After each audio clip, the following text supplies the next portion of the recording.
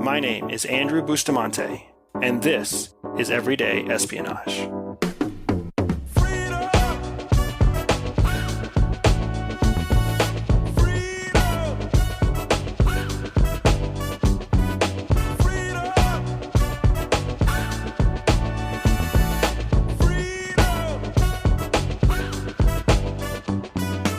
I was recently on a drive from the deserts in Nevada through the mountains of Utah to land in Arizona. Now, I'm actually on the road right now for about 55 consecutive days filming for a new television show. Now, I'm under a non-disclosure agreement with the TV show, so I can't tell you where it's going to air or when it's going to air yet. But when it goes live this year, I'll be able to tell you all the details about where and when you can find it.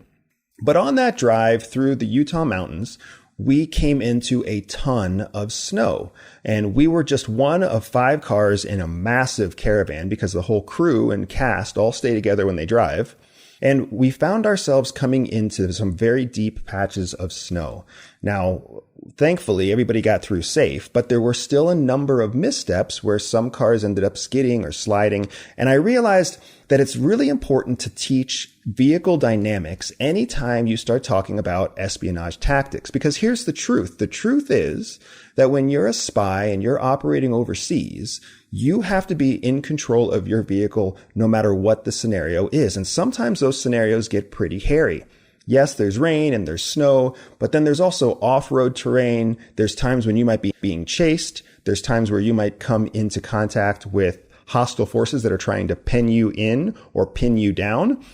And you have to realize that your vehicle is both your first line of defense and your most dangerous weapon. Unlike a gun or a knife, you don't have to be exposed to danger yourself in order to use a car. If you think about it, a car is multiple thousands of pounds, and it's both a shield and, in many ways, a mobile battering ram. So if you can understand how to use your car as a weapon and as a shield, you're going to be in a distinctly advantageous position over whoever is trying to assault you. And that means whether you're out there in the field, on the road, trying to escape, or if you're just going through everyday life.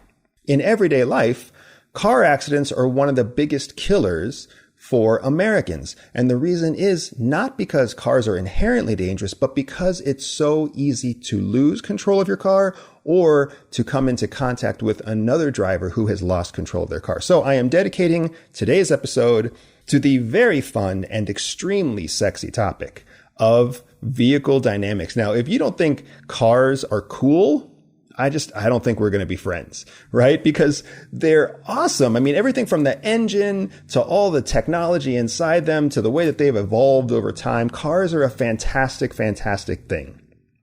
And even though cars used to be started with a crank, and now you can start them from your bedroom to warm them up in the winter, there are certain characteristics of a car that have not changed over time. Now, before we get ready to deploy anytime we're overseas, we go through a driving course. And our driving course is called OPSC, or Overseas Personal Security Course, OPSC. That's what we call our driving course. You can tell that it's a CIA acronym because it really doesn't have anything to do with driving. But nevertheless, that's the course we go through. And in that course, we're taught 3 fundamentals to keep ourselves safe in any vehicle, anywhere we go. And when I talk about keeping ourselves safe, that safety runs 2 ways. It means keeping ourselves safe in the car when we drive it, but also keeping ourselves safe using the car as a tool for our survival, whether that means using it offensively or using it defensively. So when I tell you these 3 fundamentals, and as we talk about vehicle dynamics on today's episode, I want to make sure you're understanding at all times that we're using these skills through a lens of both defensive driving and offensive driving. If you ever have to escape from a disaster, if you ever have to get off the X because there's some threat looming or someone's trying to kidnap you or carjack you, or you're at some sort of checkpoint that's being overrun by some kind of hostile force, these are the same 3 techniques, the same 3 fundamentals that you use to offensively keep yourself safe, using your car as much as a weapon as you do as a vehicle for transportation. And those 3 fundamentals are this. First, momentum is everything. Momentum is everything. And I'll expand on that in just a second. But what we're really talking about here is the fact that once a car starts moving, it builds momentum. That means every pound of mass in that vehicle is moving at a certain speed and creating energy. So the first fundamental to understand here is that momentum is everything. The second fundamental is that you have to brake to steer. Brake to steer. This is a common misconception among drivers who think that you're supposed to steer and then brake. In fact, a car works in an exponentially better, more efficient way when you actually use your braking system before your steerage system. And I'll expand on that in just a second as well. Now, the third fundamental, anytime you're in a car, is to understand you should always aim for the rear. Aim for the rear. And what we're talking about there is the difference between the front of a car and the back of a car.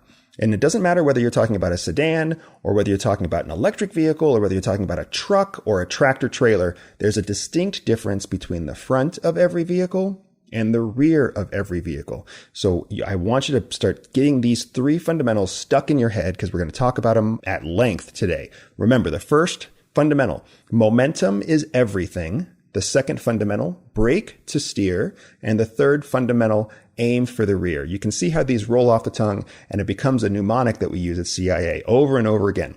Momentum is everything, brake to steer, aim for the rear.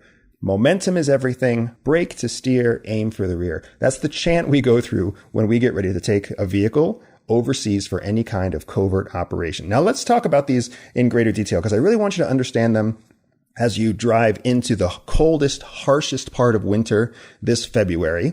And as you continue to use your vehicle through the spring and spring break and into the summer and summer vacation to keep yourself and your family safe, and especially if you are going overseas into any kind of dangerous situation for business or for personal travel or otherwise. Now, first, we talk about momentum is everything. A vehicle, if you can imagine, the average vehicle right now weighs about 3,000 pounds. That's the average vehicle. That means that there are some vehicles like efficiencies and mopeds that weigh less than 2,000 pounds. But then there's also, strong, heavy commercial vehicles that can weigh in excess of 10,000 pounds. Your average sedan, like a Toyota Camry, for example, a loaded Toyota Camry full of gas with decent extras inside it is going to weigh about 4,400 pounds. So that means anytime you step into your vehicle, whatever your vehicle is, sedan, truck, or otherwise, you're stepping into a box that weighs more than 2 tons, most likely. Think about that for a second. You're stepping into a piece of welded steel that weighs more than 2 tons. And as soon as that piece of steel starts to move, you are building something called momentum. Now, the specific calculation for momentum is actually mass times velocity. So for all you math geeks out there like me, you know the calculation. P equals mv, where P is momentum. Momentum equals mass times velocity. That means the more you increase your velocity, or the more you increase your mass, the more you increase your momentum.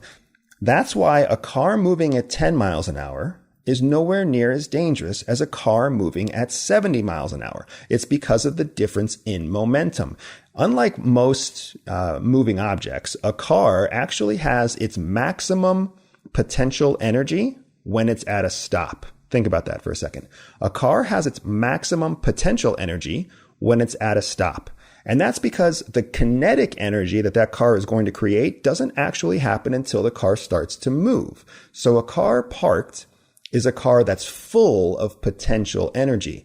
And it's not until you start to move that vehicle that potential energy becomes kinetic energy, and that kinetic energy can actually cause damage.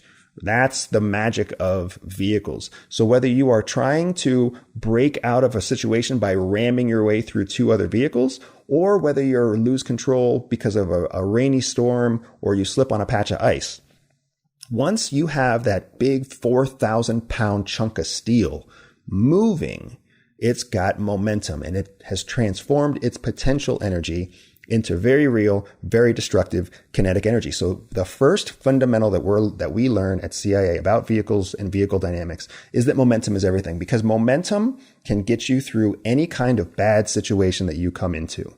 If you have ever driven into a snowdrift, you know exactly what I'm talking about. A car that's moving into a snowdrift will actually continue to move even as the snow and the ice come under its tires, because that momentum is plowing the car through the snow. This same concept actually saved my life about 3 years ago in Abu Dhabi, when I was rammed at high speed from the rear and spun off the road into the sand. Now, I knew that momentum was everything, and I knew that if I kept my wheels straight and I continued the car moving in the direction of the sand drifts off to the side of the road, that eventually the sand itself would steal all that momentum away from the car. But if I tried to fight it, if I tried to turn my wheel, I would end up creating a situation where the kinetic energy of the car would either cause a roll or a flip or some kind of worse situation for myself.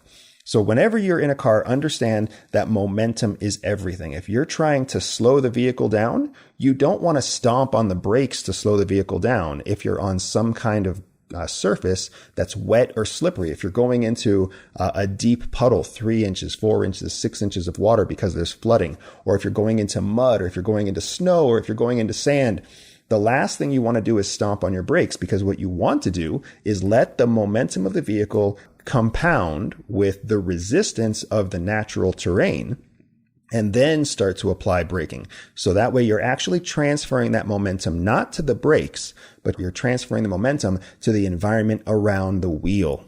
And that's going to matter a lot more when we talk about our second fundamental. But just keep this in your mind. Momentum is everything. That car creates momentum. That momentum mathematically is the mass times the velocity. If you increase the velocity, you increase the momentum. But if you decrease the velocity, you decrease the momentum. So whether that means you want to drive into a snow patch or drive into a sand pile, the truth is that as soon as you transfer that momentum from the car into the environment, you're going to start gaining control of the vehicle. Now, our second fundamental is about braking to steer. What does brake to steer mean?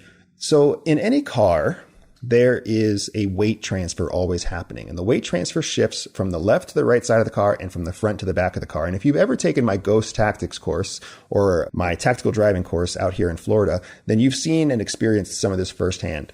Now, if you think about your car has 4 wheels, and each of those 4 wheels has 4 independent suspensions. And those suspensions are really just springs. So when you turn a car to the left, you're actually compressing the springs on the right. And then the car's natural inclination is to resist the compressed springs and bounce back to the left again. And the same thing is true if you turn the car to the right. If you turn a car to a right, the springs on the left will compress, and the car wants to resist that compression and bounce back to the right. That's why if you've ever found yourself in a fishtail, you have seen how the car swings left and right, left and right. It's because it is compressing and releasing the tension in each of those springs. The same thing happens when you brake and when you accelerate. When you stomp on the gas to accelerate, you're actually lifting the front end of the car because the rear tires are pulling so fast, or the front tires are pulling so fast. So you're going to compress the springs in the rear. And if you stomp on the brake, what you're actually doing is you're compressing the springs in the front of the car. As the car starts to dip to the front to slow down, the engine compresses those front springs and your rear springs will expand. So at all times, a car is always moving on these 4 independent springs. Now, when you steer, even though there are different types of cars, 4-wheel drive, front-wheel drive, rear-wheel drive, all cars steer from the front. We call that your steerage tires. Your steerage tires are on the front. To maximize the contact patch in your steerage tire, your contact patch being the patch of rubber that's actually in contact with the ground, to increase that contact patch, you want to compress the springs in the front of the car. Shift that weight forward. The only and best way to shift that weight forward is by braking. So if you think about it in order, you're driving down the road, you press the brakes gently, the front end of your car dips down, it compresses the front springs on your car, which increases the size of your contact patch, which increases the amount of steerage you have on your steerage tires. You see how that works? I know that this is a visual example that I'm telling you through an audio medium, but I think you're starting to understand what I'm saying. So anytime you want to increase the steerage in your car, you actually want to brake first. Now, this goes contrary to what most people actually do.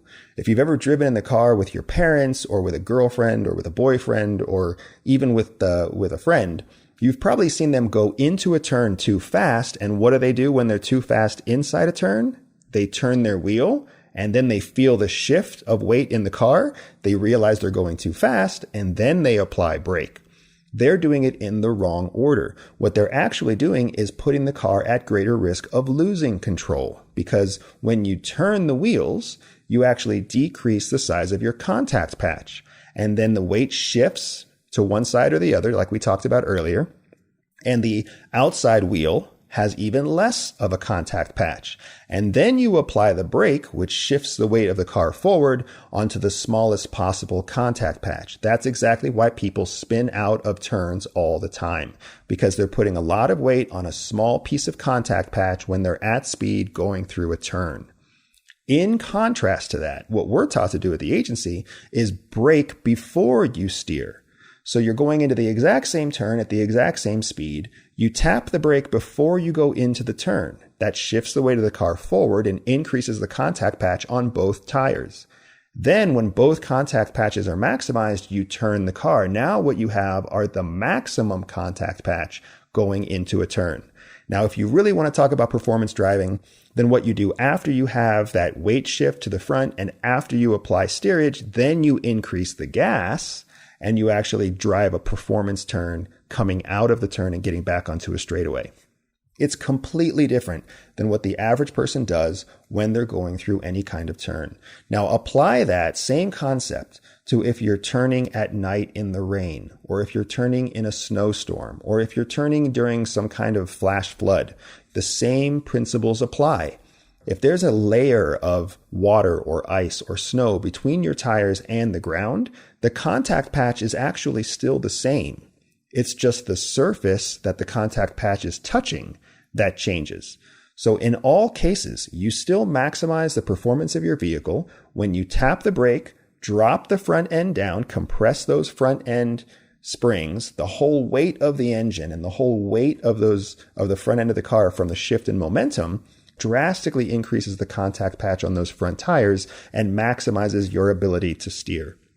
I understand and appreciate that somebody somewhere invented anti-lock braking, but anti-lock braking does not actually help you maintain control of the contact patch, because now you don't really know when the tires are going to roll and when the tires are going to lock. There's this weird frustration that operatives and elite operators have with modern technology, because they create all this technology to basically make cars safer for bad drivers.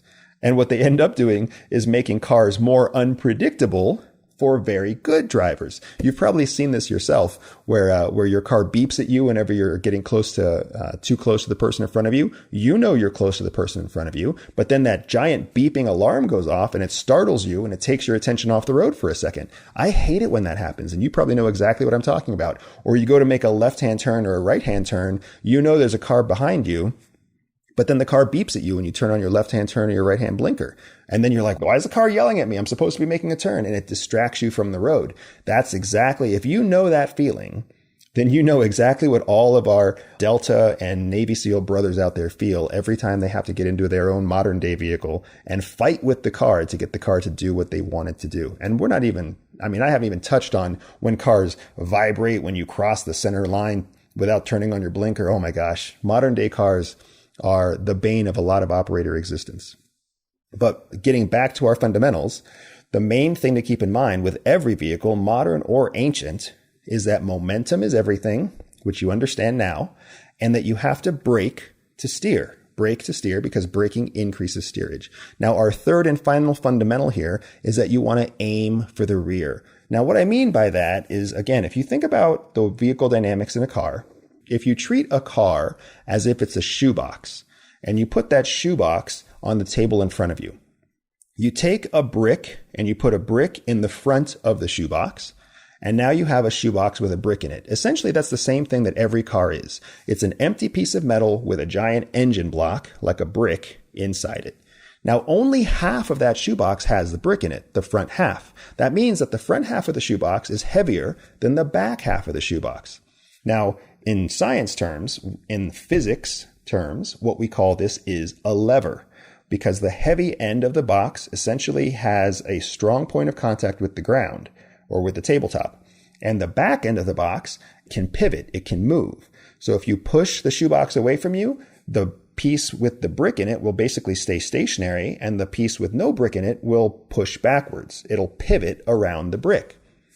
The same thing is true with a vehicle. A vehicle is nothing more than a giant shoebox with a brick in it. It's nothing more than a giant lever. So if you're getting ready to crash, if you see yourself losing control of your vehicle and you're going into a situation where you might crash into the car in front of you, do you hit the car in the front? Do you hit the car in the middle? Or do you hit the car in the rear? The answer is you always aim for the rear. If you aim for the front of the car, you're going to be putting engine block to engine block. And essentially, you're putting the two heaviest parts of both vehicles and you're crashing them together. That's why head-on collisions are so dangerous. If you aim for the center of the car, you're not doing as much damage as you would with the engine block, but you are coming into contact with the piece of the car that's most likely carrying passengers. So it's a big risk of life and limb to the other vehicle if you aim for the center. But if you aim for the rear of almost every vehicle is an empty trunk. Even when you're talking about performance vehicles like Porsches or like Lamborghinis, still the rear of the vehicle is the lightest part of the vehicle. So you always want to aim for the rear, put your heavy engine block, because if you're the one driving forward, your heavy engine block is in the front of your car. It's heading towards the rear of the next car. That means that the rear of the car in front of you is actually going to absorb the momentum from your car, pivot around the engine block of the car that you're running into, and you're creating a giant lever while protecting yourself and protecting the people in the other car. Now, let's take this out of the defensive driving realm and put this into the offensive driving realm. Let's say that you're trying to escape a kidnapper or escape someone who's chasing you. Now, if they pull off or they have multiple cars, they're going to try to block you from the road. And how do most cars block people from the road? They park engine block to engine block directly in front of you. You've seen this 1,000 times in movies and in action films. Two big SUVs come driving out of side roads and they park nose to nose. The drivers and the passengers jump out of both cars and then they aim their weapon at you, right? And then in most movies, what does the car that is being targeted do? It stops. It looks around. Sometimes it backs up or it does some high exciting J-turn or something like that.